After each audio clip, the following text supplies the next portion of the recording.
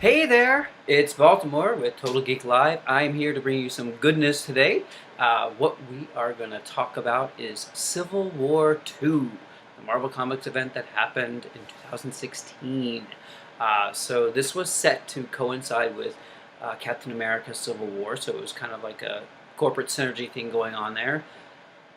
And that's probably the nicest thing I can say about this event. Unfortunately, I was not a big fan of it. It was felt very haphazard, felt very corporate driven, and not very um, organic. And it felt very forced. It felt very complicated, needlessly so. And it's something that we hadn't. We've seen this before. We've seen this kind of question and idea before, and I don't think that spanning it to 8, almost 9 issues, with, if you count the 0 issue, uh, works. It just stretched out way too thin and didn't really give us anything new on the subject. Splash pages, beautiful artwork, yes. Thoughtful commentary on the subject matter, not so much. Civil War II was written by Bendis with artwork by David Marquez. Beautiful artwork, amazing artist, beautiful colors, saturated. It was really gorgeous and interesting and fun and beautiful. Story, not so much. And when I was reading about this and talking about it, when they decided they were coming out with Civil War II, great name, guys, they wanted to bring back the original Civil War artist writer combination, who both passed on it, and it ended up in Brian Bendis' hands. And I think we're unfortunate that that happened, because I don't think this is his best work. I enjoy some of his titles. I've enjoyed his work on Alias with Jessica Jones. His work on Daredevil is interesting. I don't think he's been successful with the All New X-Men and Kenny X-Men. I really did not enjoy that run from him. I just felt like he phoned it in. His New Avengers was interesting. His Mighty Avengers was interesting. And then that's kind of about where I am with him. I think he's hit or miss. I think he's got great talent. I think his noir work, his street level stuff is amazing. His superheroics, not as much, unfortunately. And this is a real superheroic fueled story, and it just it didn't work. So in the original Civil War, 10 years ago, you had Tony versus Captain America. Tony versus Iron Man versus Steve, Captain America. In this one, we've got differences. It's Captain Marvel, Carol Danvers, and you have Iron Man again. So those two are butting heads again. Those are the factions that will be divided within the superhero community. So basically the story boils down to there is an inhuman precog, which is someone who can see the future, or a future. And he is inhuman, and at this point the Inhumans have been growing rapidly. Basically the slang for them is new humans, inhumans. And so they are basically they get into a cocoon, and then they wake up and burst out of it and have a superpower. And this was Marvel's attempt to make Inhumans like mutants, since they didn't own that cinematic term. So this particular Inhuman, is named Ulysses. And he has the power to see the future, or a future, or a potential future. So it's a little unclear, and everyone has a different idea about it. So we have Captain Marvel, Carol, deciding that she wants to use him to prevent future battles, deaths, supervillains from doing whatever it is, X, Y, or Z. And you have Tony Stark believing you can't really trust this. You don't really know if it's the exact future or a future. We don't know enough about it to weaponize it, basically. Carol's not having it. She decides to go forth, and she goes headlong into it. And I think sort of to the detriment of her character. I can see with the startings of it, I can see the beginnings of it and the merit of the idea. I just don't really think she being shoehorned into this, idea helped her as a character, because it made her very villainous to a lot of her companions, her teammates, her friends, people who look up to her, ended up not liking what was happening. And I, as a reader, did not like what was happening. And I just don't think she can bounce back from it as well as Tony could, or Steve, or any of the other superheroes. Because I'm not sure. I hope so, because I love Captain Marvel, but I just don't think this was a great time for to be a Captain Marvel fan. So we have her deciding to go ahead and use Ulysses and whatever his visions were, and then stop them. And one particular vision has Thanos coming back. And so she decides to preempt this and defeat him before he can enact whatever plan he has to happen. It does not go well. And it does not go well is a nice way to say this. It ends up in the supreme injury of She-Hulk. She's really, really battered and is still dealing with ramifications of what happened to her now. And we have the, spoiler alert, death of James Rhodes. This is War Machine. He is killed in this battle that Captain Marvel sends them headlong into to face Thanos. And they really aren't the power matched for Thanos. He's a super duper powerful, and the people that she brought were not the level that could defeat him easily.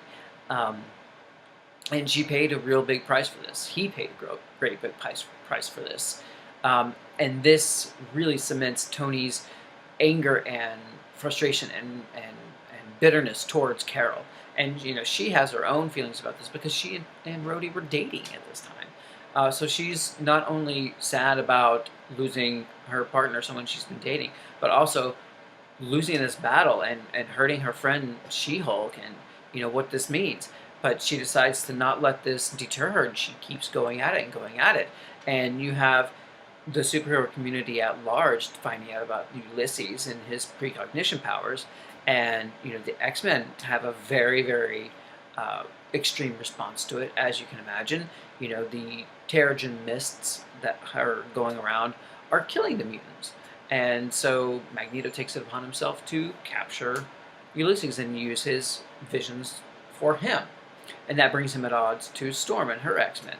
And then you have a great tie-in series with Spider-Man and his interactions with Ulysses, and the idea of, what Peter Parker, Spider-Man, is built on. With great power comes great responsibility, and that kind of tie-in was really interesting to see with Ulysses and Spider-Man going about, this power responsibility dilemma, and that was really neat, and I enjoyed that. And it's not a Marvel Comics event if there aren't tie-ins, and more tie-ins, and side issues, and more and more and more. And the checklist is, out the door. It's a lot. Did I read all of them? No. Did I enjoy the ones I read? Some of them. I thought they had a nice, good take. And Marvel's not forcing the creative team of any series to write about or to be included in it. But they will get a bump in sales if they're tied into it and so forth. But it does kind of derail the storylines that are going on. But some of the creators were able to incorporate it, more seamlessly than others.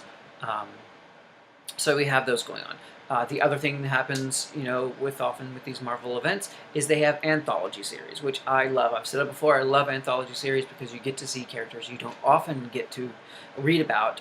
So it's really fun, and you get to see their point of view and their kind of interaction.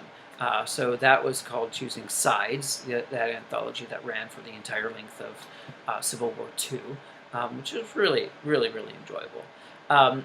So this, the event moves along, the series moves along, and the big vision that comes off of this is Miles Morales, the Ultimate Spider-Man, who is now in the Marvel Universe, there's a vision of him killing Captain America. And at this point, the Marvel superheroes at large do not know that Captain America isn't actually an Hydra agent. So this takes place before, the Secret Empire event. So they don't know what's going on. They don't know what's going to happen. They just think that they see Ultimate Spider-Man killing Captain America, and they don't know what to do. So Ultimate Spider-Man decides to surrender and give himself up, and then he's rescued from the prison he's in. There's a whole bunch of battles, and then there is, it culminates in the big battle. Beautiful artwork, great splash pages, really, really kinetic, high art energy, which is enjoyable. And, if nothing else, the art was great. And it culminates in, of course, Carol and Tony coming to blows super hard, really, really, devastatingly harsh battle. And Tony ends up comatose, ends up very, very not here anymore. And Carol steps back and realizes that, oh, I shouldn't be doing this. And then Ulysses, the precog inhuman, just kind of rises to another state of consciousness and is gone. And the idea of this is it's free will versus determinism. And by that I mean you have the free will to do what you want. You are not bound by a vision or a predetermined set of circumstances. And determinism is the idea that this is going to happen, and you can either accept it, or you can change it, or you can, this is what is going on. And no matter what you do, this is what the consequences are going to be. This is the actions that are going to happen, and the results. So the intellectual idea is interesting, and I feel like had this been a shorter series, had this been maybe not as grand, I get the idea of wanting to make this a huge comics event, but I don't think the idea was solid enough and strong enough to sustain, the length of time that they needed an event to be sustained. And the numbers show it out too. It was not very well received. Of course, the opening parts were very well received and bought, and the sales were there. But it dwindled quite a bit, during the course of the series. And I don't think I can see why it didn't do as well. It was just a watered down version of Civil War. The sequels are never as good, and I kind of feel like this is, if they have the example, this example proves the case for sequels not being as great. I wanted to like this a lot more. I did buy it. I did read it. I did, enjoy, a fair amount of it. But I just think it wasn't as successful as it could have been, or it should have been. It did set things up for, the Marvel Universe for the next few months before the next big event that happens, which, you can see about in the other videos I've done. But I just don't know if the event was needed or necessary, and the haphazard nature of it and the rushed, kind of push towards, let's get this out so we can tie in with Captain America Civil War. I just don't think it did them any favors, because the idea was completely different. It's just the name recognition thing. And I just don't think that was enough to sell the idea. But I would like to hear what you think. Did you enjoy Civil War II? Was it compelling to you? Does the idea of someone being able to tell the future in visions mean something to you? Does it have a resonating effect? So tell me about that. I want to hear from you. So that's about it. That's all I have to say for Civil War II. Sound off in the comments. Let me know. Like, subscribe. That would be great. And as always, it's all geek to us. Thanks for tuning in.